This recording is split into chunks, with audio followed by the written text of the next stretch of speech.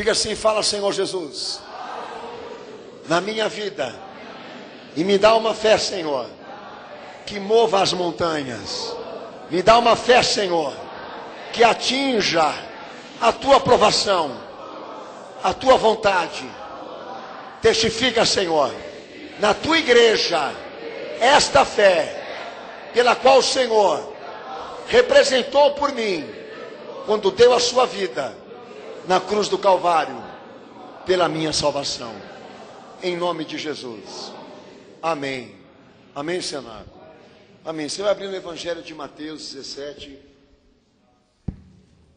versículo 20. Eu já li esse texto aqui durante a campanha. São 3 textos do Evangelho que falam sobre isso. Amém. A igreja vai abrindo. E eu quero dar a minha saudação a todos que estão chegando agora. Hoje é dia 23/10 de 2014. Estamos ao vivo direto da sede desse ministério em São Paulo, com a transmissão, amém, da campanha Fé que Move Montanhas, o encerramento dessa campanha nessa quinta, para a honra e glória do nosso Senhor Jesus. Que Deus abençoe a todos aqueles que fazem parte dessa revelação, os nossos amados irmãos em Cristo que estão pela internet, que podem se comunicar com essa igreja através de e-mails e também pelo Facebook. Deus abençoe a todos que estão acompanhando essa transmissão nesse dia 23, nessa quinta-feira, em nome de Jesus. Texto de Mateus 17, versículo 20, que diz assim: E Jesus lhes respondeu: por causa da pequenez da vossa fé, pois em verdade vos digo que se tiverdes fé, como um grão de mostarda, direis a este monte: passa daqui para acolá, e ele passará, e nada vos será impossível. Amém, cenáculo? Quem crê nisso, dá glória a Deus. Quem crê nisso, dá glória a Jesus. Amém. Pode se assentar, Deus abençoe todos vocês.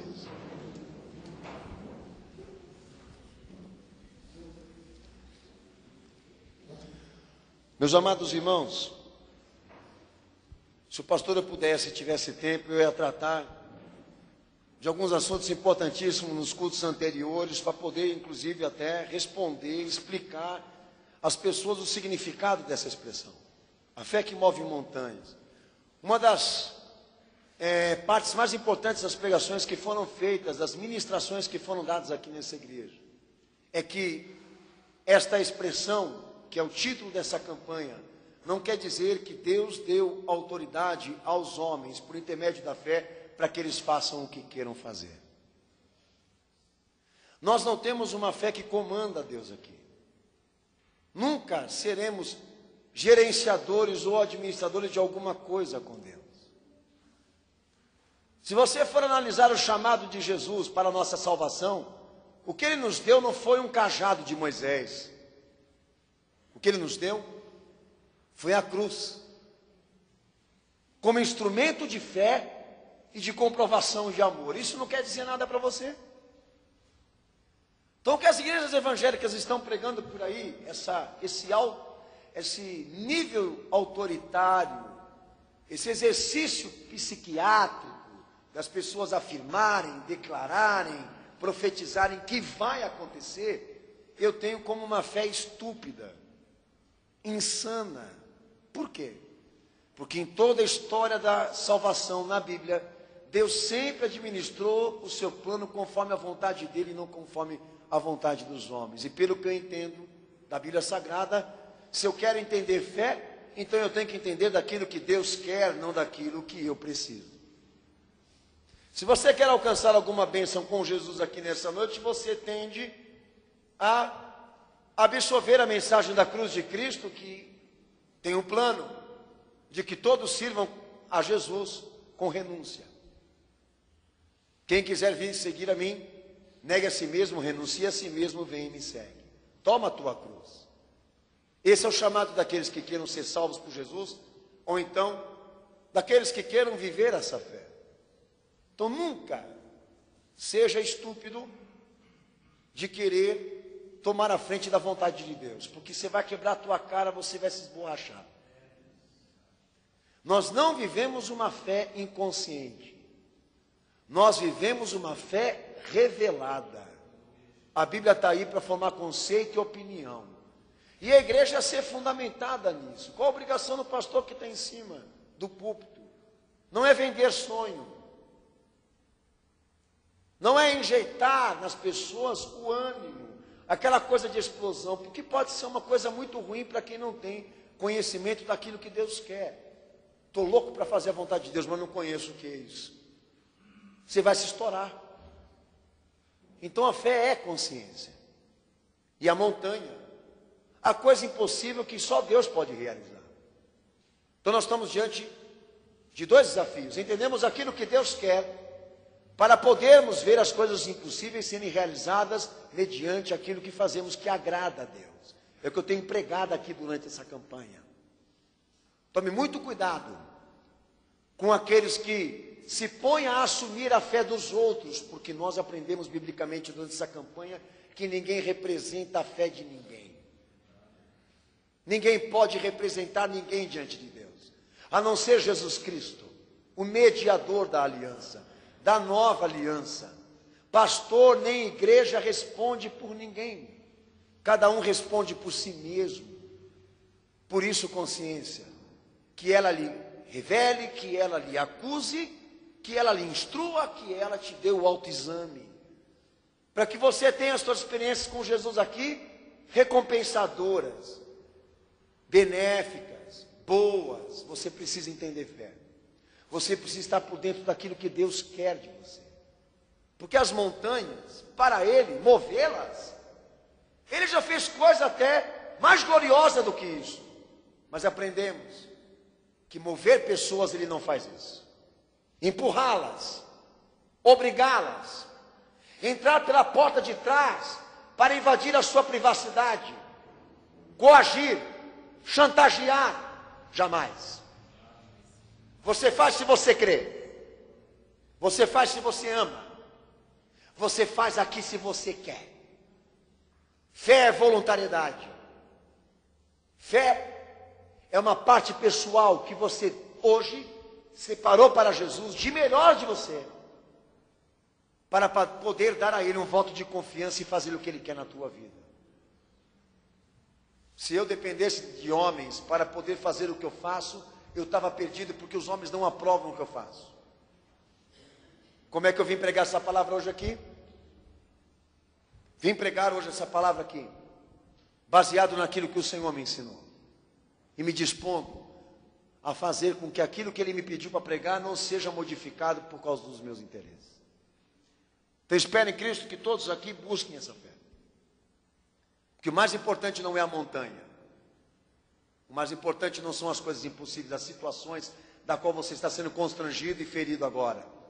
O mais importante de tudo nessa campanha e desse culto hoje é o que você tem para oferecer para Jesus. Você tem algo para oferecer de você para Ele que agrade Ele? Esse é o segredo. A fé sempre está relacionada à fidelidade. Tem um fator importante que eu tenho a dizer aos irmãos aqui, que fé e fidelidade são conceitos centrais do pensamento cristão, do pensamento do Evangelho. Se relacionam. Quer dizer o seguinte, a relação entre Deus e os homens, ali naquela relação entre Ele e os homens, é tão igual quanto fé e fidelidade, porque não podem ser tratadas de maneira isolada. Se eu quiser falar de Deus, eu vou ser obrigado a entrar na história do homem. Se eu quiser falar de fé, eu não posso tratá-la de maneira separada da fidelidade, pois a fidelidade de Deus é quem dá razão à fé existir. Então há duas coisas importantes que eu quero mencionar a vocês aqui. A fé dos homens é uma resposta à fidelidade de Deus. A fé dos homens está sustentada pela fidelidade de Deus. A fé existe porque, em primeiro plano, a fidelidade de Deus se manifestou para todos. Deus comprovou obra. Deus comprovou caráter, vontade, salvação, entrega, ação. Não estaremos falando de fé se Ele não estivesse se manifestado. Não estaremos tratando sobre fé se Deus não tivesse se revelado por intermédio do seu Filho na cruz. Essa igreja não estaria reunida aqui agora para ser tratada de maneira espiritual e consciente, se Deus não tivesse chamado, se Ele não tivesse preparado essa festa, se Ele não tivesse preparado essa mesa onde Ele vai partir do seu pão. Tudo isso daqui é um resultado da ação de Deus. Tudo isso que está acontecendo aqui é um resultado daquilo que Ele determinou, daquilo que Ele fez. Nós somos um resultado do seu amor. Esse culto é um resultado da sua obra.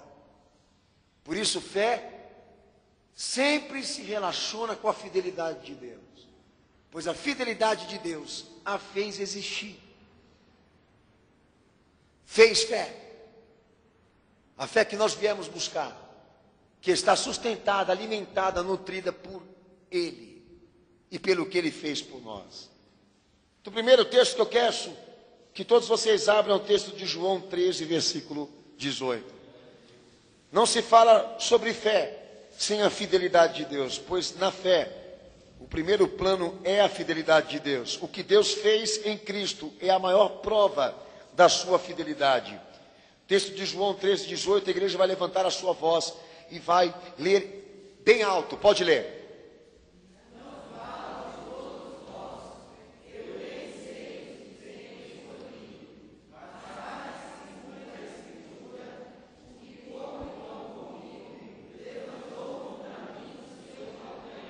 Quem lê os evangelhos aqui vai saber do que eu estou falando. Jesus traz sobre a sua obra constantemente a expressão de que tudo que está na Escritura, na lei, nos profetas, ele deveria cumprir. Pergunta-se, era um fanatismo, era uma religião, um idealismo, como dizem os evangelhos apócrifos? Ou se tratava da fidelidade de Deus? Porque é o que eu estou pregando aqui. De querer fazer cumprir em seu Filho, em Jesus, tudo aquilo que Ele havia prometido a nível de salvação para a humanidade. É algo assustador, ao ponto de convencer até descrentes, de como o Antigo Testamento está ligado a Jesus no Novo Testamento. Por quê? Porque toda árvore profética relatada na história dos judeus e do povo de Israel, Jesus veio cumprindo ponto a ponto, cada detalhe, cada vírgula, cada acento. Até o jumentinho que o profeta havia dito que ele iria entrar em Jerusalém, ele pediu aos discípulos para que pegasse propositalmente, para que ele cumprisse as Escrituras. Essa preocupação de querer cumprir toda a lei, todos os profetas, não se trata de idealismo nem de fanatismo da parte do nosso Senhor, mas uma prova da fidelidade de Deus, quando o seu propósito é servir, se doar por homens que não merecem, ele tenta ser perfeito, profundo, leal ao máximo, fazer por nós o que nós não conseguiríamos fazer por Ele. Tudo aquilo que Jesus viveu como homem, tudo aquilo que Ele deve ou fez por nós, Ele fez de maneira proposital. Porque o interesse dele até ser batizado por João Batista, que João botou a mão na cabeça e disse: mas eu não posso te batizar. Você deve me batizar. Quem sou eu para te batizar? Filho do Altíssimo. O Senhor olha para ele e diz o que para João? Mas convém que toda a Escritura se cumpra. E João se sentiu obrigado de fazer o que ele não se sentia digno, batizar o próprio Filho de Deus. Quando Deus promete algo, filho, quando Deus traz à tona alguma promessa para nós, Jesus é a maior prova de que Ele vai trabalhar, Ele vai lutar, Ele vai fazer de tudo para fazer isso se cumprir. Eu começo dizendo a você aqui, Que em comparação ao amor que Deus demonstrou por intermédio do seu Filho, quando entregou Ele a nós, é mais ou menos parecido com aquilo que Jesus disse. Um pai que dá o filho pela tua salvação, ele vai negar um pão que você pede? Um pai que dá o seu filho pela salvação de gente que não presta, ele vai negar alguma coisa a você se você pedir? Qual um dos maiores erros do movimento evangélico moderno? Querer dizer às pessoas que nós estamos buscando aqui em Cristo bênçãos que ainda não foram alcançadas. Meu amigo, a igreja não vive uma perspectiva de fé baseada no que ela vai alcançar. Ela vive uma perspectiva de fé baseada no que ela já alcançou. Nós não vivemos Cristo em pró as coisas que devem ser alcançadas, aquelas que nos alimentam, nos suprem, aquelas que nos realizam. Por quê? Porque a maior dádiva de Deus, aqueles que são crentes, não é o carro que ele tem, não é a casa que ele mora, não é a roupa que ele veste, não é a formação intelectual que ele tem, os benefícios que ele tem, as regalias que ele tem, a igreja que ele tem. O maior benefício, a maior dádiva de Deus, está lá cravada na cruz do Calvário, como testemunho de uma obra que supera qualquer uma destas campanhas que estão sendo aí formuladas no movimento evangélico. Para você ser feliz, você precisa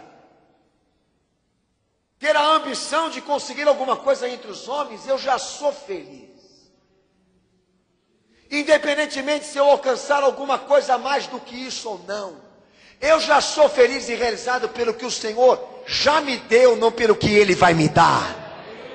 Porque a maior prova da fidelidade dEle para comigo não é se as montanhas vão se mover, se os montes vão andar. A maior prova que Deus me deu da sua fidelidade, do seu amor para comigo, supera as montanhas andando, elas pulando de um lado para o outro por causa da oração da igreja. Foi quando Ele estendeu o seu braço e deu o seu Filho aos homens para que Ele apanhasse, sofresse, fosse escorraçado e morto por causa das nossas iniquidades.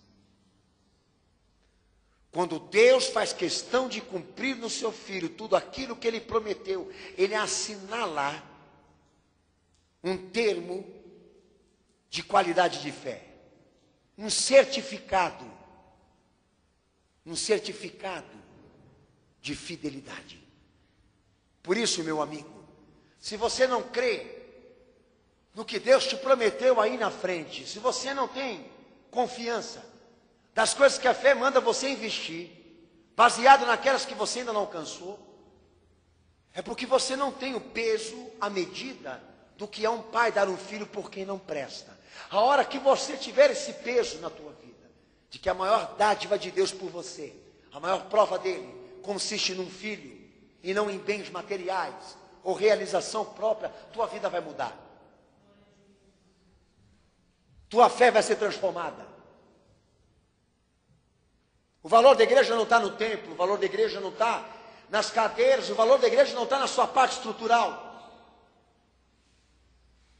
O valor da igreja, daqueles que estão dentro dela congregando, ouvindo a palavra, está na dádiva do Filho, na escritura que se cumpre sobre ele, naquilo que ele cumpriu que estava na lei dos profetas. O maior esforço, a maior dedicação de Deus tem que descer aqui para fazer cumprir tudo aquilo que os profetas disseram e ainda apanhar, sofrer e morrer. Você quer mais uma prova do que essa? Eu quero aproveitar para dizer o seguinte, que ainda tem pessoas que dizem que Deus não ama, que Deus abandonou, que Deus largou, que Deus não olha para ela. Dizendo isso, você ignora, você resiste. O fato de que Deus te deu essa prova de amor, dizendo que você não é amado por Ele. Você quer dizer que Jesus não existe. E que tudo que Ele fez ali na cruz foi um mero espetáculo.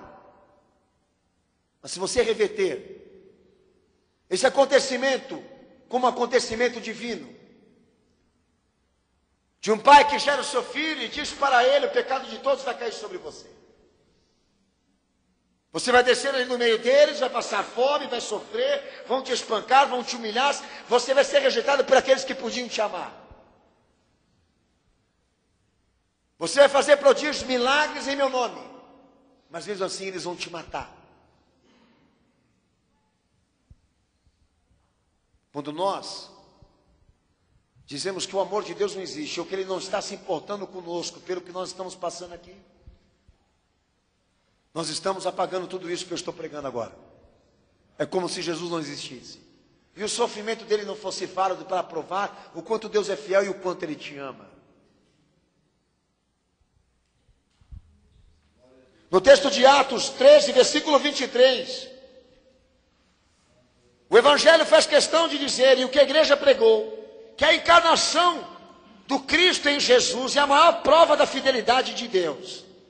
De dar a Jesus uma descendência, levantar um povo chamado Israel, em toda a linha histórica do Antigo Testamento, o quanto Deus sofreu, o quanto Ele trabalhou, o quanto Ele precisou sustentar pela sua misericórdia esse povo, para que por intermédio desse povo, chamado povo de Israel, pudesse vir aquele que deveria ser o Salvador, dar ao Salvador uma descendência. O propósito de Deus, por intermédio desse cumprimento, era fazer que a salvação viesse em forma de homem, em forma humana. Por isso, o verbo de Deus que se encarna, que está entre os homens, como a luz do Filho unigênito do Pai.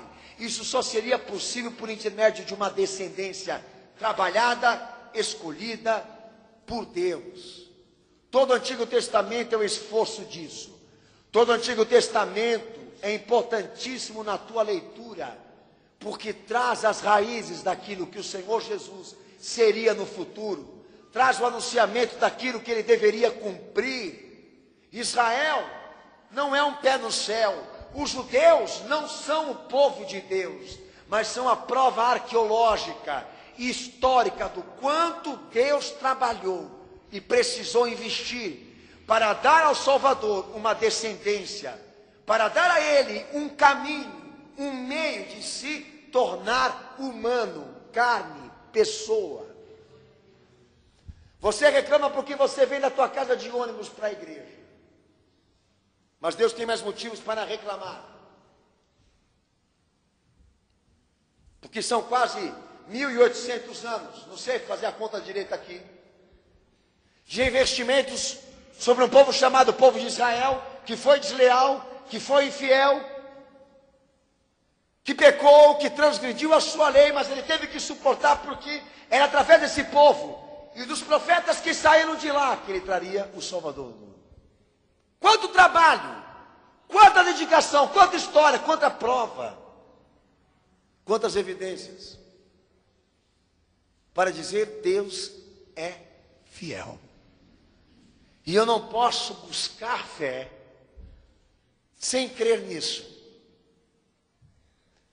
Eu não posso adquirir a consciência da fé se eu não tiver a certeza disso, de que Deus não vai virar as costas para mim, de que Ele não vai me ignorar ou ser indiferente, porque se trata daquele que deu um filho por mim. E o que Ele fez ali atrás, Ele faria quantas vezes fosse necessário. E esse é o Deus que nós estamos buscando aqui hoje. E por acaso, se você pedisse um pão, disse o meu Senhor, Deus te daria uma pedra? É mais fácil esse ato ser cumprido pelos homens do que por Ele. Porque a nível de fidelidade e cumprimento de promessa, Ele está bem à frente de nós. E essa fidelidade é o que sustenta a nossa fé. É o que mantém a nossa fé. É que dá sentido para ela.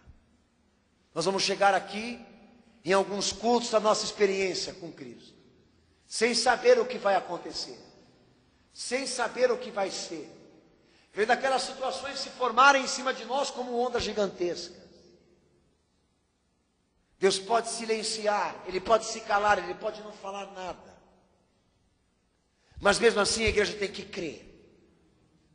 Mesmo assim ela precisa confiar. Com base no quê? No que Ele já deu, não no que Ele vai dar. Qual é a confiança da igreja que serve a Jesus? Olha, se Deus administrou tudo isso lá atrás com tanta perfeição, com tanta exatidão, com tanta profundidade, por que agora Ele falharia? Deus não é homem para que minta, nem filho do homem para que engane ninguém. Se alguma coisa vai dar errado aqui, é porque o homem falhou. Porque se depender dele, ele já provou. Ele é capaz de construir, de erguer uma descendência, se ele quiser. Criar uma nação, no meio do nada, se ele quiser. Se ele quiser, ele pode fazer os filhos dele vir de novo da maneira como veio. Dar à ciência a loucura de fazer uma virgem despojar um fruto, uma obra que não teve conjunção carnal. Trazer à tona a existência, aquilo que só Ele pode fazer. E a história comprova, desde a criação, desde a queda do homem, e todas as coisas sucessivas até a cruz, do que Ele é capaz de fazer, para cumprir aquilo que Ele te promete. Fez livrar homens da fornalha, fez livrar homens de fé, de leões, de espada, de guerras. E agora, depois de dar o seu filho na cruz, por gente que não merece, Ele vai parar de ser o que é, e vai mudar o seu conceito de salvação, vai negar a si mesmo, por revolta, por decepção. Diz o apóstolo Paulo o seguinte: se nós negarmos a Jesus, Ele nos negará, mas Ele permanece fiel, Ele não muda, Ele continua o mesmo, mesmo que os homens mudem de parecer, sejam diferentes daquilo que prometeram. Texto de Atos 2, 22 ao versículo 24. O sofrimento e a morte é a maior prova do cumprimento da Escritura em Jesus. Lê o texto, Atos 2, 22 ao 24, em voz alta, eu quero te ouvir.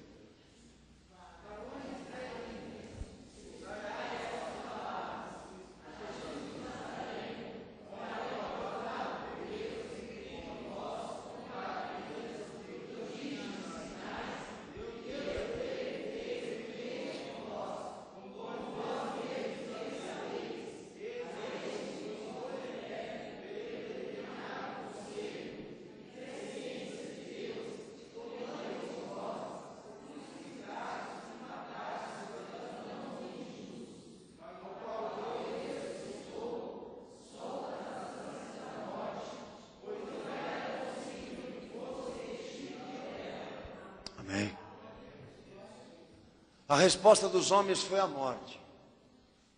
Mas a resposta de Deus perante os homens foi o quê? Colocar o seu filho em evidência, fazendo coisas que ninguém pode fazer.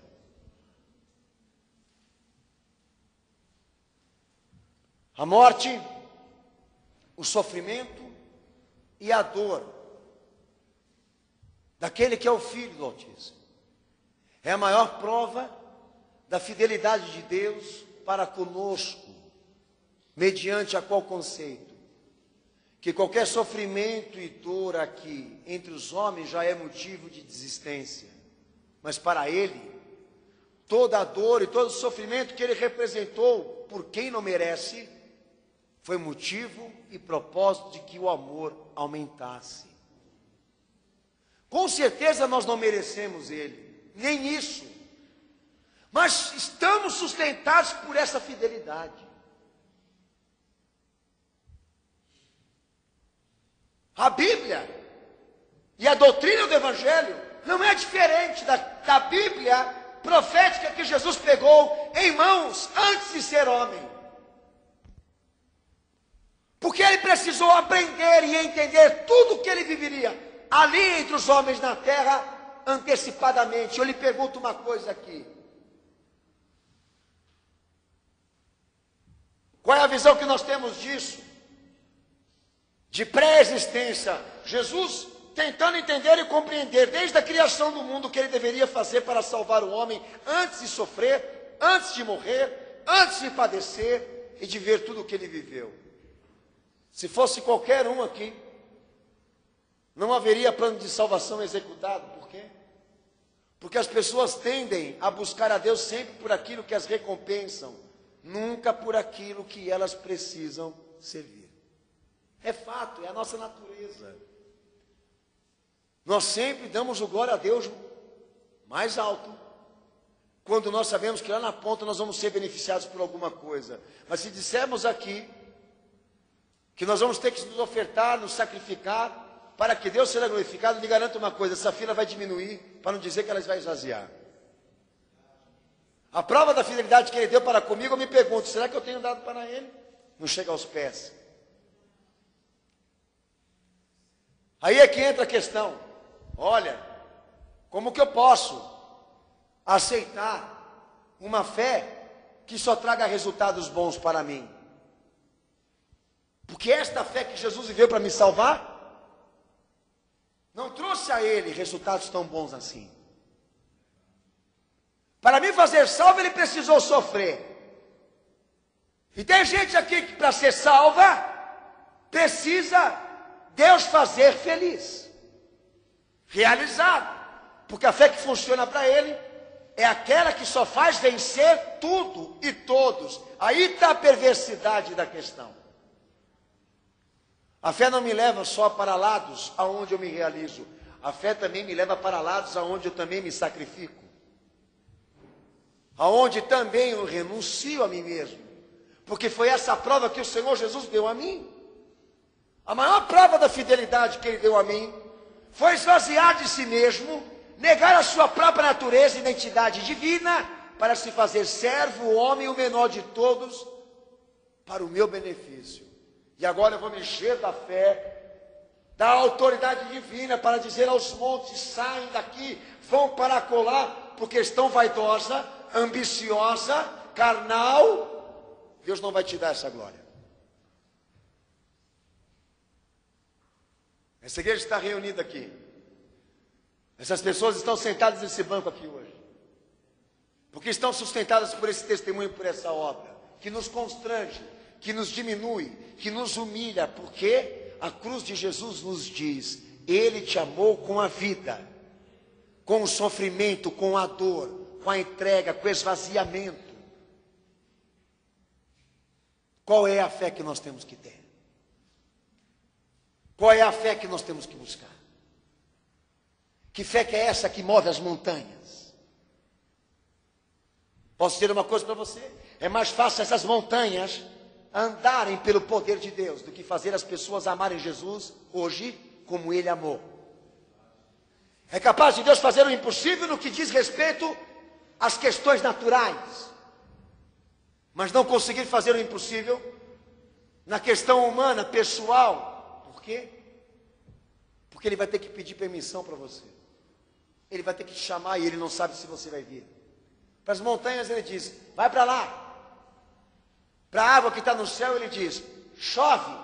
Mas para os homens ele vai ter que bater na porta e vai ter que dizer para eles alguma coisa, algo que os atraia, que os mova por livre e espontânea vontade. O impossível Deus é capaz de fazer. Mas como disse a você, obrigar alguém a servir a Jesus e amá-lo, ele não vai fazer. Você pode ter certeza disso. Ele não vai fazer isso com ninguém. Vai julgar no último dia. Mas antes disso, deixar a cargo de todos aqui, que você realmente possa decidir o que você quer. O que eu quero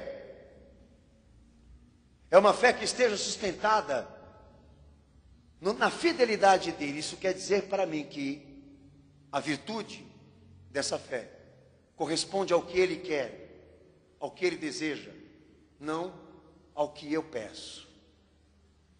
Isso é fé que salva. É a fé que ele quer dar para nós. É esse voto de confiança que ele pede a todos aqui.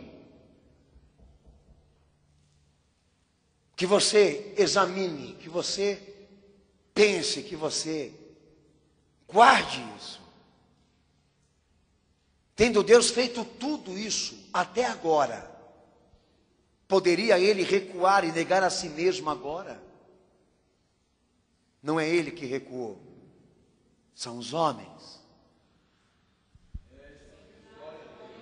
Texto de Atos 13:32 diz que não é só o fato dele em Jesus fazer cumprir lei, criar descendência, mostrar providência. Também uma das maiores peças da sua fidelidade está em Atos 13, versículo 32. Quando ele faz da morte ressurreição. Quando traz a vida aquele que morreu na cruz. Quando ele faz ressuscitar a Jesus da morte, é uma das maiores provas da fidelidade que ele poderia dar à humanidade, ao homem crente. Lê o texto de Atos 13:32.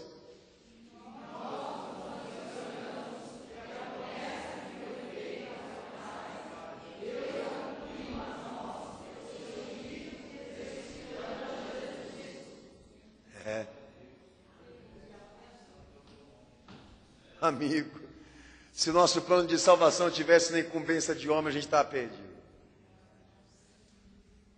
A Bíblia Sagrada dá um caminho onde Deus tem uma grande trajetória de cumprimento de promessa, né, meu amado? E eu lembro que o meu Senhor chegou inúmeras vezes diante daqueles que o seguia, diante dos seus discípulos, dizendo a eles: a Escritura deve ser cumprida. O Filho do Homem, o Filho de Deus, deve morrer e também ressurgir. Quem ouvia isso não entendia nada do que ele estava falando. Alguns discípulos se confundiam. Alguns pediam para ele não morrer, inclusive Pedro: Senhor, não morra. E o Senhor teve que exortar e repreender como se ele fosse o diabo. Há nos evangelhos uma narrativa que mostra que os discípulos ficavam muito constrangidos quando o Senhor dizia a eles essa parte da sua missão, dele ter que morrer e ressurgir. Há evidências no evangelho de que muitos não creram, de que muitos não acreditavam que isso poderia acontecer. Ali no caminho dos discípulos a Emaús, o evangelho mostra os discípulos completamente desamparados, chorando, reclamando, por já terem Jesus como um fato terminado. Um Jesus morto. E o Senhor, depois da sua ressurreição, vai lá e brinca com eles. Começa a andar com eles sem que eles o vejam ou então identifiquem que era ele. Quando Jesus se apresenta na igreja primitiva, em um corpo glorificado, em um corpo ressurreto, foi o maior presente que Deus poderia dar à igreja dele na terra. A maior prova que Deus poderia dar aos homens do quanto ele é perfeito, do quanto ele é profundo, quando compete ele fazer. Ele não erra, ele não falha. Meu amigo, se você for questionar o amor de Deus, e a sua fidelidade, e a sua exatidão, você vai ter que comprovar tudo isso que eu estou te pregando aqui, contrariar tudo isso que eu estou lhe pregando aqui. Há alguns idiotas que querem dizer que Jesus não existiu, e eu quero dizer a esses idiotas que Jesus é um fato científico, testemunhal, arqueológico, não é uma criação, um mito, uma ficção. Há inúmeras provas dessa existência humana, a nível de obra e pessoa, inúmeros materiais que marcam a história humana. Fuga para quem não quer admitir. Mito é Platão. Jesus, realidade. Porque Deus faz questão de acentuar e pontuar, me perdoe, cada promessa cumprida que Ele fez questão de apresentar à humanidade. Então, por favor, senhores, não acreditem numa teoria de conspiração, que a Igreja Católica tenha a ossada do Cristo para dar a ilusão de que Ele ressurgiu, dar esperança aos mórbidos de que Ele tenha ressuscitado. Porque vou lhe dizer uma coisa, a igreja não comprova a ressurreição de Jesus por intermédio da ausência só do seu corpo, por intermédio da ausência da matéria humana dele. Comprova a ressurreição dele diante dos sinais que ele profetizou, que ele anunciou à humanidade, sinais que assinalam um reino novo para os redimidos, um novo céu, uma nova terra que ele preparou para os crentes, sinais que ele profetizou que avisam que ele virá buscar aqueles que se salvaram, aqueles que se consertaram e se arrependeram em seu nome. E esses sinais estão espalhados hoje diante do século 21 para lhe dizer que Deus é perfeito em tudo o que Ele faz, ao ponto da ciência precisar se ajoelhar e ter que renunciar a teorias matemáticas, a teorias físicas, a nível da criação, a nível da existência natural, até a nível apocalíptico. Ela é obrigada a se ajoelhar e dizer que ela não tem competência, recurso ou poder para dar à humanidade um mundo novo. Que tudo que está acontecendo é cumprimento daquilo que Jesus falou. Eles podem não se render à fé, eles podem não se render a Jesus, mas são obrigados a lidar com os dados, com os sinais. Eu não preciso do corpo de Jesus. Para que ele ressurgiu? É só eu olhar para o céu, olhar para os homens, olhar para essa terra, olhar para dentro da igreja, e eu vou assumir, reconhecer e ver cada evidência, cada sinal, cada prova de que o que ele fala, ele cumpre. Ele não erra no que ele diz. Ele é verídico. Quando eu digo por mim, quando eu me deparo com todos esses acontecimentos e vendo a ciência e cientistas se sentindo obrigados a falar de Deus, do termo Apocalipse,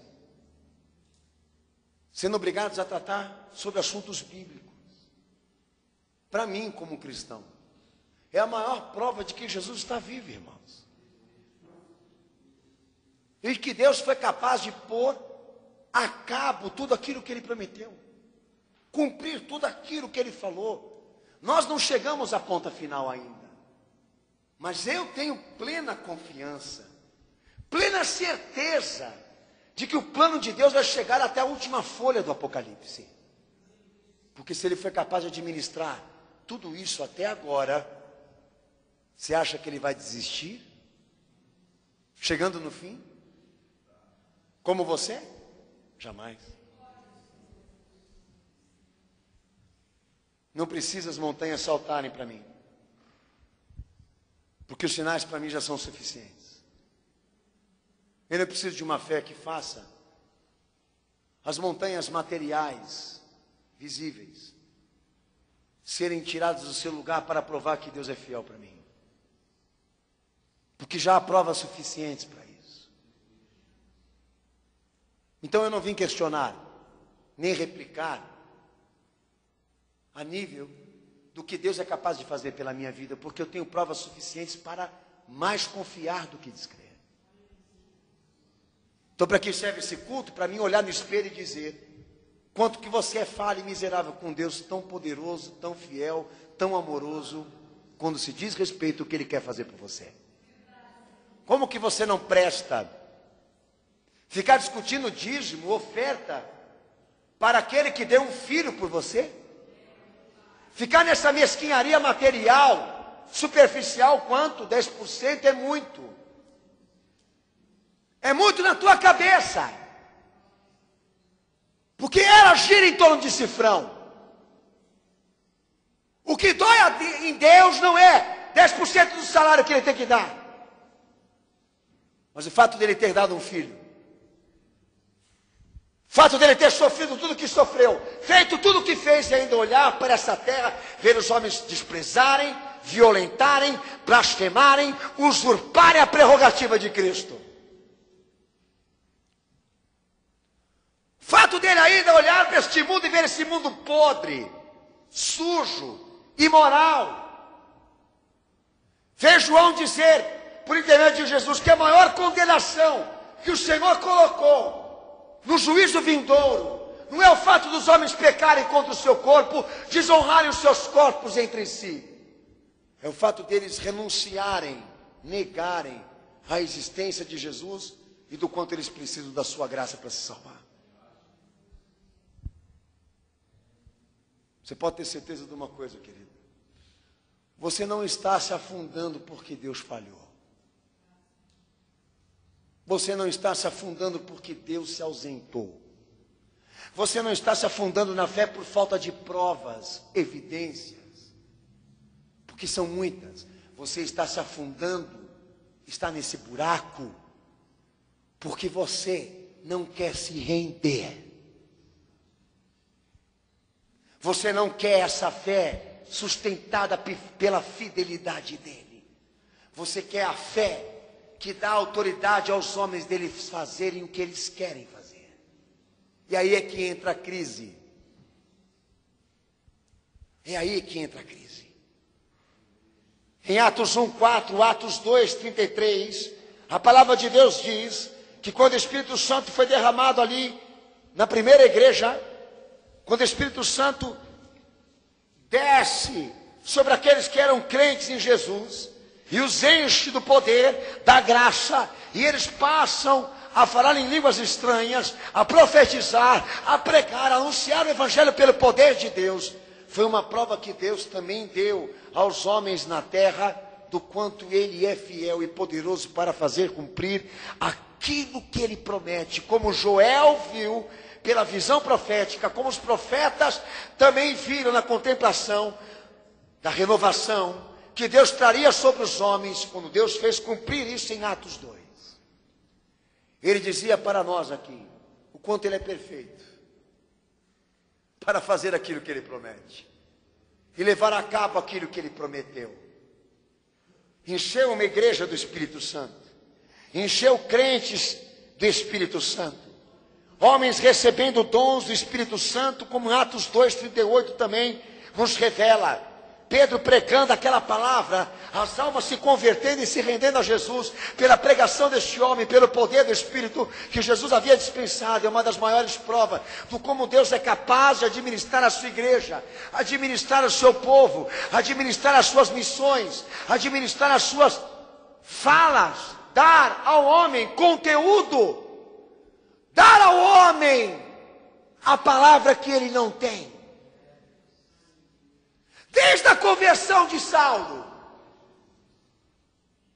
desde as missões cumpridas por Paulo,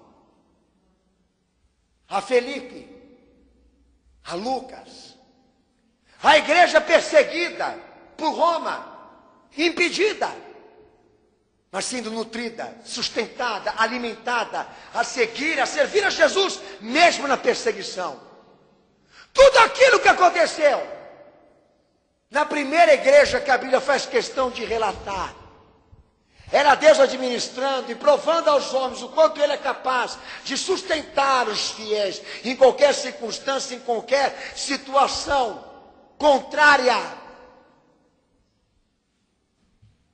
Mostrando a nós que estamos aqui, o quanto nós estamos longe de ser crentes e de termos uma igreja fiel, baseada naquela igreja de Atos.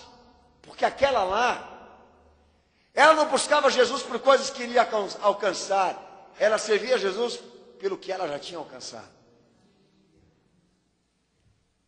Não tinha barreiras para aquela igreja, para impedi-la de servir a Cristo e amar a Jesus.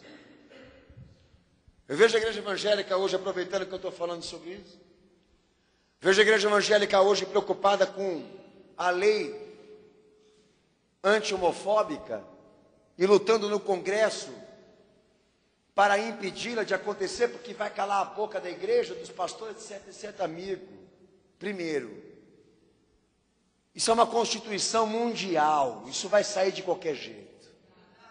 Não é o PT que quer isso, é a ONU.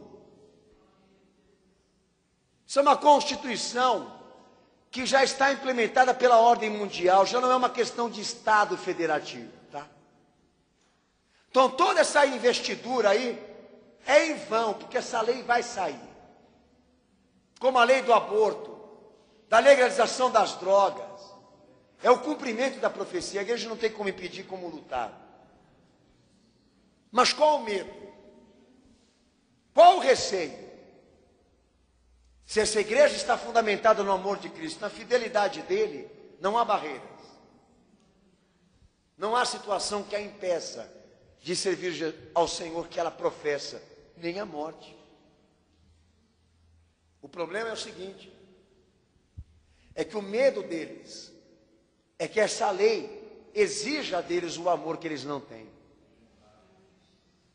Para mim, se vier a lei, eu não vou deixar de ser o pastor que eu sou, como ecumenismo, por exemplo, que o Papa aqui no Brasil já é uma personalidade jurídica.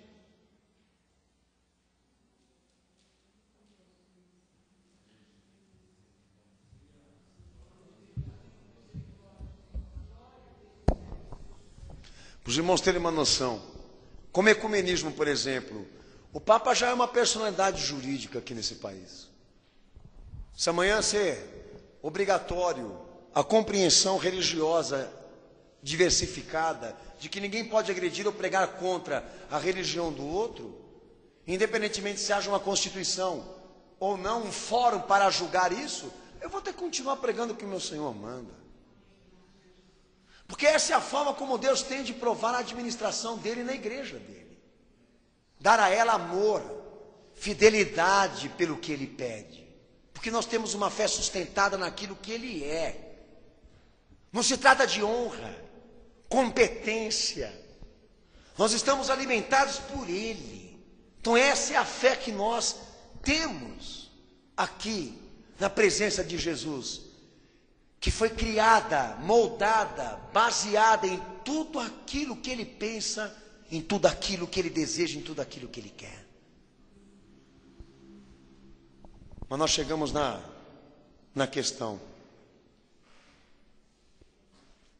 Uma fé que esteja sustentada na fidelidade de Deus, ela pode ser uma coisa boa para alguns, pode também ser uma ameaça para outros.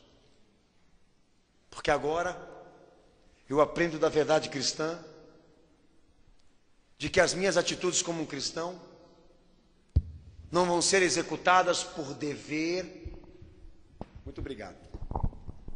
Não vão ser executadas por obrigação, que a fé sempre será uma resposta baseada no quanto Deus é fiel. E isso passa a ser um desafio maior do que fazer essas montanhas andar.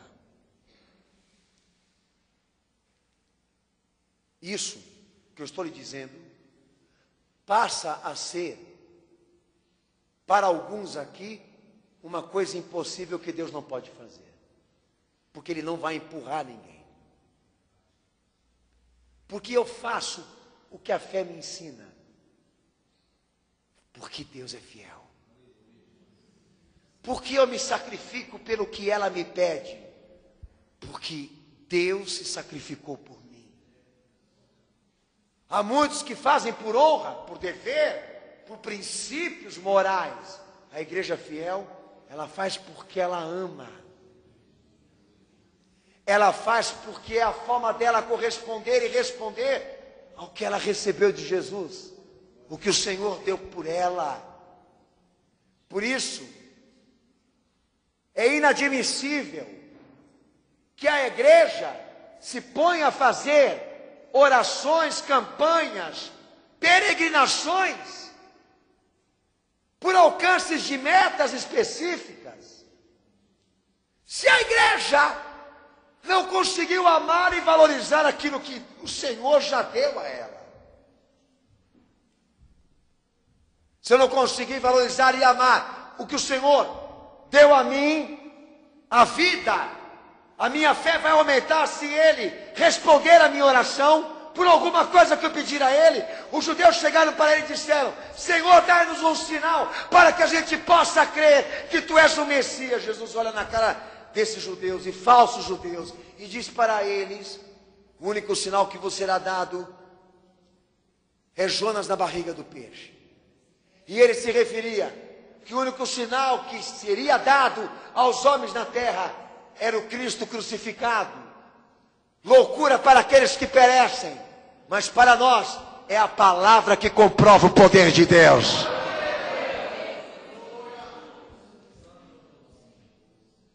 Você quer um sinal do amor de Deus? O sinal que vai cair aquele semáforo em cima da tua cabeça com 3 cores diferentes. Senhor, dá um sinal para mim de que o Senhor existe, de que o Senhor me ama. É o pior caminho que você pode pegar para você, filho. Então deixa eu dar licença. Vou orar e se as montanhas andarem, eu vou crer. Mas se eu pedir e elas não andarem, você não vai crer. Isso mostra que você não tem fé. E que Jesus não está na tua vida. Baseado na fé que é sustentada na fidelidade de Deus, eu posso dizer a você: se um filho meu morrer hoje, no próximo culto eu estou pregando aqui. Se a minha mulher disser para mim que ela não me quer mais, no próximo culto eu estou pregando aqui. Qualquer coisa que intervenha no meu processo humano, que me impeça, aí a felicidade própria não é o fator principal para mim não crer mais. Ou deixar de servir, ou deixar de amá-lo, porque Ele fez tudo isso e muito mais por mim. E isso me consola, sabe, filhão? Porque a hora que chegar o problema na minha casa, que Deus disser para mim: ó, isso aí eu não vou resolver não, eu vou provar a tua fé, quero ver o teu amor, quero ver o quanto você confia em mim, e eu precisar lidar com aquela situação, porque há muitos sendo provados aqui, e tem que mastigar aquilo, e comer aquilo todo dia, e não vendo aquilo solucionar, e não vendo aquilo sair, e aquela coisa embaralhada. Paulo tinha uma coisa parecida como esta, que humilhava ele, que ele viu o diabo socando ele, batendo ele. Ele ia na presença do Senhor e dizia: Senhor, me livra, me salva dessa vergonha, dessa humilhação. Daí Jesus ia para ele e dizia assim: servo, a minha graça te basta. Voltava ele em oração e dizia: Senhor, me livra dessa humilhação, me livra dessa dor. Daí o Senhor ia lá para ele e dizia a ele: Paulo, a minha graça te basta. Isso está acontecendo com você para que você não se exalte, para que você não seja mais do que eu, mais do que o meu amor, mais do que a minha palavra, mais do que a minha vontade. E ele tinha um espinho que eu não sei o que era. Alguns dizem que é doença, mas olha que cômico. Ele orava, as pessoas eram curadas, mas a doença dele Jesus não curava para que ele não se exaltasse nas revelações que ele recebia de Deus. Eu tenho uma coisa na minha vida que não é solucionada. Você vai deixar de crer? De confiar por causa disso? Independentemente das situações impossíveis, nós temos que aprender a ser crentes nele, até debaixo do fogo, até debaixo da morte, porque ele comprovou a nós, pela história humana, do que ele é capaz de fazer, quando ele quer fazer. Mas quando ele não quer, ninguém consegue mudar isso. Por isso eu tenho um certo pavor por quem diz assim: se você não tiver fé, eu tenho. Isso quer dizer o quê? que a minha autoridade de pastor vai interferir na vontade dele? Você é louco? Você é maluco? Em nome de Jesus eu declaro isso. Mas que idiota. Faça isso consciente, pelo amor de Deus. O cara até fecha o olho para ver o que vai dar. Não é assim? Fecha os olhos, põe lá, fecha, abre, fecha, abre. Essa esbanjação de milagre que está na igreja, todo mundo contando milagre, eu tenho dúvidas. Sabe por quê? Porque os milagres também são gerenciados e administrados de acordo com as pessoas e Cristo, com a relação. Espera lá. Deus cobra uma fé baseada na prova da fidelidade, não na prova dos sinais, do que Ele fez, não do que Ele vai fazer. Alguma coisa está errada no que está acontecendo por aí. As pessoas contam milagres, mas não contam conversão. Contam milagres, mas não provam mudança. Contam milagres, mas não mostram que são infiéis a Jesus. Alguma coisa está errada. São contos. Para mim, 80% dos milagres que vocês estão ouvindo serem pregados pela televisão são forjados. É um tipo de mercado. A fé não é produto, gente. A fé é uma dádiva de Deus. E se Ele nos der essa fé dEle, eu posso dizer a você, você vai ser crente, fiel, amar a Ele em qualquer situação da sua vida, em qualquer circunstância, seja boa ou seja ruim. E é estas montanhas que vão andar hoje aqui por esta oração são aqueles que não querem amar, servir, obedecer e ser fiel a Jesus. Estão empacados, duros, descrentes e incrédulos. É essa montanha que tem que andar, é essa montanha que tem que se mover. Aqueles que não querem se arrepender e se consertar. Esse é o impossível que deve acontecer hoje aqui. Porque o que depender dele e do que ele pode fazer, sem a ajuda de homens, Ele vai fazer. Amigo, escreve aí. Se Jesus quer, o diabo não pode impedir. A preocupação não é o que Ele quer, nem o que Ele pode fazer, mas o que nós não demos para Ele ainda. Abaixa a tua cabeça, fecha os teus olhos.